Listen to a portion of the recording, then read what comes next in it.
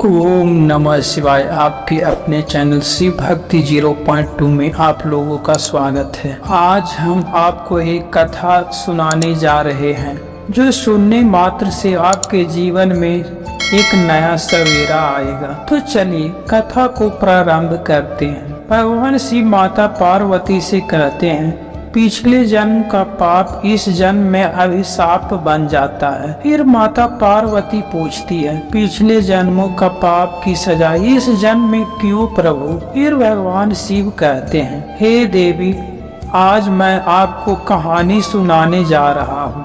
कृपया आप इस कहानी को ध्यान से सुने। अगर आप यह कहानी सुन रहे हैं तो पूरा सुनिए। इस कथा को आधा अधूरा छोड़कर जाने का गलती मत करिएगा, क्योंकि इस पवित्र कथा को पूरा सुनने से आपके जीवन में एक नया सूर्योदय होगा। इसलिए इस कथा को पूरा सुने। यह कहानी राजा प्रताप के न्यायप्रियता का है। राजा प्रताप के राज में सभी खुशहाल थे। वहाँ पर चोरी, डकैती या अपराध करने वालों को कभी माफी नहीं दिया जाता था। एक दिन राजा के सभा में एक चोर को लाया गया। महाराज की जय हो। क्या मामला है सिपाही? यह एक चोर है महाराज, हमें चोरी करते हुए पकड़ा है। तुम्हारा नाम क्या है?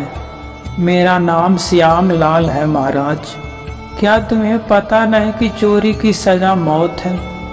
पता है महाराज, लेकिन चोरी करना मेरा मजबूरी था। कैसा मजबूरी? खुलकर बताओ। माफी चाहता हूँ महाराज, लेकिन इस परिस्थिति में अगर मैं चोरी करते हुए पकड़ा जाऊँ तो मुझे मौत की सजा मिलेगा, पर अगर मैं चोरी नहीं करता तो मेरा परिवार भूख से मर जाएगा। क्या मतलब है तुम्हारा? महाराज, मैं बेरोजगार हूँ और परिवार का पालन पोषण करने के लिए मैंने पहली बार चोरी किया था, लेकिन दुर्भाग्य से मैं पकड़ा गया। तो ये तुम्हारा पहली चोरी है? हाँ महाराज, बेरोजगारी के कारण मैं चोर बन गया। महाराज, क्या तुमको काम करना पसंद नहीं है? नहीं महाराज, असल में मुझे कोई काम ही नहीं मिलता। ऐसा क्यों है? महाराज, भगवान भोलेनाथ की दया से मुझे एक खास क्षमता है, लेकिन वही मेरे लिए श्राप बन गया है। इसी वजह से मुझे कोई नौकरी नहीं देता। वह खास क्षमता क्या है, हमें बताओ। महाराज, हर पूर्णिमा की रात को मुझे किसी न किसी का सपना आता है और वह सपना भविष्य में सच होता है। हमें तुम्हारी बात समझ नहीं आया, थोड़ा स्पष्ट करो। मुझे अच्छे और बुरे दोनों तरह के सपने आते हैं। जिस व्यक्ति के बारे में मैं बुरा सपना देखता हूँ, मैं उन्हें सचेत करने के लिए अपने सपने के बारे में बताता हूँ, और जब वह सपना सच हो जाता है तो लोग मुझे मनहूस समझकर मुझे नौकरी नहीं देते। प्रजा को रोजगार देना राजा का धर्म होता है। मैं तुम्हें नौकरी दूंगा, लेकिन तुमने जो अपराध किया है उसकी सजा तुम्हें मिलेगा ही। हाँ महाराज, लेकिन सजा पूरी होने के बाद तुम हमारे दरबार में आना, मैं तुम्हें नौकरी अवश्य दूंगा। आपका आदेश सर आंखों पर महाराज। लेकिन जाते जाते मैं आपको अपने सपने के बारे में बता सकता हूँ। महाराज, क्या तुमने मेरा भी सपना देखा है? श्यामलाल, तुमने चोरी करके हमारे राज के नियमों को भंग किया है, पर इस समय तुमने राजा वीर के हमले की सूचना देकर हमारा सहायता किया है। हम तुम्हारे कार्य से बहुत खुश हैं और इसलिए तुम्हें सजा से मुक्त करते हैं। धन्यवाद महाराज, और आगे से चोरी न करने के लिए हम तुम्हें नौकरी प्रदान करते हैं। हम तुम्हारे राज के मुख्य द्वारपाल के नियुक्त करते हैं। धन्यवाद महाराज। अगले दिन से श्यामलाल महल के मुख्य प्रवेश द्वार पर पहरेदारी करने लगता है, लेकिन अपनी नींद के कमजोरी के कारण वह रात में जाग नहीं पाता और अक्सर झपकी ले लेता है। एक दिन पूर्णिमा की रात को जब वह पहरा दे रहा होता है तब उसे नींद आने लगता है। तब उसने स्वप्न देखा। फिर वह महाराज के पास जाता है और कहता है, महाराज यदि आप क्षमा करें तो मैं एक विनती करता हूँ। कहो श्यामलाल। फिर पड़ोसी राज के राजा वीर शीघ्र ही आपके आक्रमण करने वाले हैं। आप क्या कह रहे हैं? यह स्वप्न पूरी तरह से गलत है, क्योंकि राजा उदयवीर हमारे परम मित्र हैं। वे हम पर कभी आक्रमण नहीं करेंगे। मेरे स्वप्न हमेशा सत्य होते हैं महाराज। यदि अस्वप्न सत्य नहीं हुआ तो हम आपका शीश काट देंगे। मुझे स्वीकार है महाराज। इतने में एक सिपाही ही आता है। महाराज की जय। एक अद्भुत घटना हुआ है महाराज। अभी अभी एक गुप्तचर ने सूचना दिया है कि राजा उदयवीर हम पर आक्रमण करने वाले हैं। आप क्या कह रहे हैं सिपाही? मैंने कहा था ना महाराज कि मेरा स्वप्न कभी झूठा नहीं होता। सिपाही जाओ और युद्ध की तैयारी करो। फिर राजा प्रताप श्यामलाल से कहते हैं, रात का समय हो चुका था और राज के लोग भी सो गए होंगे, इसलिए मैं भी कुछ देर आराम कर लेता हूँ। किसी को खबर नहीं होगा। चलो श्यामलाल, तुम भी थोड़ी देर सो लो। फिर श्यामलाल सो गया और जल्द ही उसे एक सपना आया। सपने में वह देखता है कि राजा प्रताप का मुख्य सेनापति रात के अंधेरे में एक सुनसान स्थान पर राजा उदयवीर के गुप्तचर से मिल रहा है। बताओ गुप्तचर, क्या संदेश लेकर आए हो? सेनापति ने पूछा। गुप्तचर ने जवाब दिया, राजा उदयवीर ने आपके लिए एक संदेश भेजा है कि 2 दिन बाद वे इस राज पर आक्रमण कर देंगे। आप उनके साथ मिलकर राजा प्रताप को कैद कर ले, फिर वह आपको इस राज का राजा बना देंगे। राजा उदयवीर को मेरा धन्यवाद देना, और अब जल्दी ही सुबह होने वाला है। तुम्हारा यहाँ से जाना अभी सुरक्षित नहीं है, इसलिए आज तुम पुराने महल में आराम करो और कल रात को यहाँ से निकल जाना। गुप्तचर संदेश देकर चला गया और श्यामलाल की नींद खुल गया। हे प्रभु, राजा का सेनापति तो धोखेबाज निकला। मुझे यह बात राजा तक तुरंत पहुँचाना होगा, नहीं तो विलंब हो जाएगा। अगले दिन सुबह राजा प्रताप अपने सेनापति और दरबारियों के साथ सभा में विराजमान थे। उसी समय एक सैनिक आया। राजा की जय हो, महाराज श्यामलाल आपसे मिलने की इच्छा रखते हैं। फिर राजा कहते हैं, उन्हें बुला लो। फिर श्यामलाल को सभा में लाया गया। तो राजा की जय हो। बताओ श्यामलाल, तुम क्या कहना चाहते हो? महाराज, यह विषय बहुत गंभीर है। सबके सामने इसे बताना ठीक नहीं होगा। इससे मेरा जान को भी खतरा हो सकता है। जब हम यहाँ हैं तो तुम्हें डरने की कोई जरूरत नहीं है। सबके सामने बताओ तुम क्या कहना चाहते हो। तब श्यामलाल ने सेनापति की ओर इशारा करते हुए कहा, महाराज, सेनापति अर्जुन सिंह विश्वासघाती हैं। वह पड़ोसी राज के राज उदयवीर से मिलकर आप पर हमला करने का साजिश रच रहे हैं। वह आपको कैद करके स्वयं इस स्थान को राजा बनना चाहते हैं। और यह सब तुम्हें कैसे मालूम? महाराज, कल पूर्णिमा की रात था और मैंने कल रात एक सपना देखा जिसमें सेनापति दुश्मन के जासूस से यही बातें कर रहे थे। तुम क्या अंत पे बातें कर रहे हो? क्या तुम्हें पता भी है कि तुम किस पर आरोप लगा रहे हो? श्यामलाल, सेनापति अर्जुन सिंह हमारे निष्ठावान हैं। क्या तुम्हारे पास उनकी विश्वासघात को साबित करने के लिए कोई प्रमाण है? हाँ महाराज, राजा उदयवीरा का एक जासूस इस समय पुराने महल में छिपा हुआ है।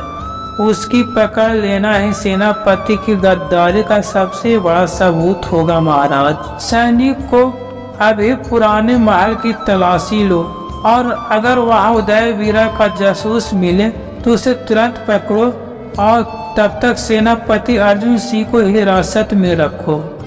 राजा प्रताप के आदेश पर सैनिक तुरंत सेनापति अर्जुन सिंह को हिरासत में ले लेते हैं। इसी बीच राजा प्रताप खुद श्याम लाल के साथ पुराने महल में जाते हैं और जासूस को गिरफ्तार कर लेते हैं। अरे वाह श्याम लाल, तुम्हारे सपने का कारण मेरे ऊपर आने वाली मुसीबत टल गया है। साथ ही राज के गद्दार को भी पकड़ लिया गया है। हम तुमसे बहुत खुश हैं। श्याम लाल कहता है, धन्यवाद महाराज। फिर महाराज कहते हैं, लेकिन मैं एक बात को लेकर आपसे नाखुश में हूँ। महाराज, मैं कुछ समझा नहीं। तुम द्वारपाल हो, रात भर जागकर महल की सुरक्षा करना तुम्हारा फर्ज है। अगर तुम सो जाओ और उसी समय कोई रात में मुझ पर हमला कर दे तो मैं माफ़ी चाहता हूँ महाराज। खैर, तुम्हें माफ़ किया जाता है, क्योंकि अगर तुम सोते नहीं तो तुम्हें वह सपना नहीं आता। अगर वह सपना नहीं आता तो तुम मुझे आगाह कैसे करते। लेकिन आगे से ध्यान रखना, पहरेदारी के समय कभी न सोया करो। जी महाराज। उस घटना के ठीक 1 महीने बाद फिर से पूर्णिमा की रात आता है। उस समय भी श्यामलाल पहरा दे रहा होता है। पहरा देते देते रात बढ़ जाता। तब श्यामलाल सोच में पड़ जाता है, खड़े खड़े मैं थक चुका हूँ, अब मैं बैठने जा रहा हूँ। श्यामलाल बैठ तो जाता है। तब पूर्णिमा की रात में उन्हें सपना आना निश्चित होता है, इसलिए बैठते ही वे खर्राटे भरने लगते हैं। जैसे ही श्यामलाल सोते हैं, उन्हें हमेशा की तरह सपना आता है। फिर अगले दिन महाराज शिकार के लिए जाने की तैयारी कर रहे थे। वे घोड़े पर सवार होने ही वाले थे कि अचानक श्यामलाल वहां आ जाते हैं। ठहरिए महाराज, शिकार के लिए मत जाइए। क्यों? और तुमको कैसे मालूम कि मैं शिकार पर जा रहा हूँ? मुझे सब जानकारी है महाराज। कल रात पूर्णिमा था, मैंने सपने में देखा। और सपने में तुमने क्या देखा? माफ कीजिए महाराज, आपके मना करने पर भी मैं कल रात सो गया और सपने में देखा कि कुछ आदिवासी आप पर हमला करने वाले हैं। महाराज, इतने सारे सैनिक होते हुए भी कोई मुझ पर कैसे कर सकता है? वे आदिवासी आप पर हमला करेंगे और आपके सभी सैनिक मारे जाएंगे। महाराज, यह मैंने सपने में देखा। महाराज, मैं तुम्हारे सपने के डर से शिकार पर नहीं जाऊंगा, ऐसा हो नहीं सकता। और तुम्हारे सपनों की बात है तो जरूरी नहीं कि सभी सपने सच हो। हम शिकार पर जाएंगे, जरूर जाएंगे। ठीक है महाराज, लेकिन पहले मुझे अपना हाथ दिखाइए। श्यामलाल के कहने पर राजा अपना हाथ आगे बढ़ाता है। तभी श्यामलाल एक चाकू से राजा की उंगली पर एक छोटा सा घाव कर देता है। तुमने यह क्या कर दिया? सिपाही, इसे पकड़ो। जब हम शिकार से वापस आएंगे तब इस दुस्साहसी को हमारे सामने लाया जाए। यह सुनकर सैनिक श्यामलाल को हिरासत में ले लेते हैं और राजा प्रताप अपने साथियों के साथ शिकार के लिए जंगल में निकल जाते हैं। जब राजा प्रताप जंगल में शिकार के लिए गए हैं और कुछ आदिवासी उन पर हमला कर उन्हें कैद कर लेते हैं। मैं राजा हूँ, तुम्हें पता नहीं कि तुम्हें किसने पकड़ा है।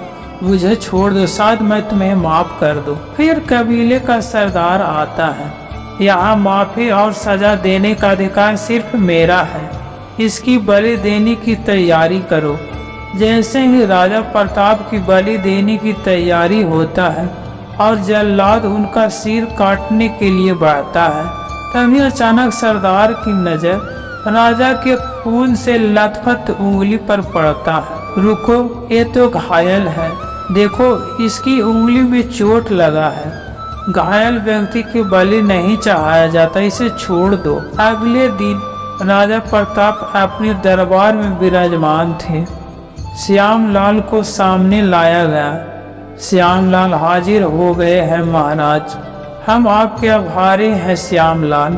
आज तुम्हारे सपने की वजह से मेरा जान बचा है। अगर तुमने मेरी अंगुली नहीं काटा होता तो वह जंगली लोग मुझे जरूर बलि चढ़ा देते। इसी समय एक सैनिक घबराहट में आकर कहता है, महाराज की जय। महाराज, मैं एक दुखद समाचार लेकर आया हूँ। हमारे राज्य के महामंत्री हमारे बीच नहीं रहे। उन्हें क्या हो गया? वे तो बिल्कुल ठीक थे।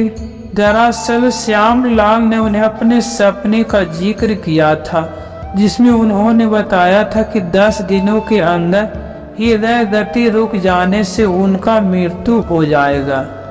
लेकिन वह मौत के डर से इतने विचलित हो गए कि समय से पहले ही उन्हें मौत आ गया और वह ईश्वर को प्रिय हो गए। श्यामलाल, क्या तुमने महामंत्री को अपने सपने के बारे में यही बताया था? हाँ महाराज, मेरा सपना कभी गलत नहीं होता। अरे वाह, हमारे राज्य में तुम जैसे अद्भुत व्यक्ति की सराहना होना चाहिए। सैनिकों, हमारे खजाने से बहुत सारा सोना और जवाहरात इन्हें प्रदान किए जाए। थोड़ी देर में सैनिक सोना और जवाहरात लेकर उपस्थित होते हैं। श्यामलाल, यह उपहार हमारी ओर से तुम्हारे लिए है। धन्यवाद महाराज। लेकिन अब तुम्हें इस राज से जाना होगा, यानी तुम इस राज में नहीं रह सकते। महाराज, मैंने तो आपका जान बचाया था और आप मुझे निकाल रहे हैं। सच तो यह है कि तुम्हारे सपने की वजह से राज पर आया संकट टल गया और हमारा जान भी बचा। फिर भी आप मुझे अच्छाई के बदले सजा दे रहे हैं। हाँ, क्योंकि तुम्हारा यहाँ रहना प्रकृति के खिलाफ है। इंसान तब तक शांति और सुकून से रह सकता है जब तक उसे अपने भविष्य का पता न हो। भविष्य चाहे जैसा भी हो, अगर उसका पता वक्त से पहले लग जाए तो इंसान जीते जी मुर्दा बन जाता है। तुमने हमारे महामंत्री को मौत का सच बता दिया, लेकिन मौत के डर से वे मौत से पहले ही मर गए और उसी सदमे में उनका पत्नी भी चल बसा। तुम्हारे सपने ने 2 जिंदगियां ले ली। हम तुम्हें दोषी नहीं ठहरा रहे हैं, लेकिन पिछले जन्मों का पाप इस जन्म में अभिशाप बन गया है तुम्हारे लिए। कुछ चीजें समय पर ही छोड़ देना चाहिए। ऐसा भविष्य जिसे जानकर इंसान का जीना मुश्किल हो जाए, उसे न जानना ही बेहतर है। तुम जा सकते हो। राजा के दिए उपहार को छोड़कर श्यामलाल दरबार से विदा हो जाता है। आखिरकार दूसरों के भविष्य को बताने की श्यामलाल की अद्भुत क्षमता उनके लिए ही अभिशाप सिद्ध हुआ। इतना कहकर इस कहानी को भगवान शिव यहीं समाप्त करते हैं। इस वीडियो को बोलते समय कोई त्रुटि हो तो मैं क्षमा चाहता हूँ। उम्मीद है आप सभी को यह वीडियो अच्छा लगा होगा। यदि आप शिव के सच्चे भक्त हैं तो चैनल को सब्सक्राइब और वीडियो को लाइक करके कमेंट में हर हर महादेव लिख दीजिए।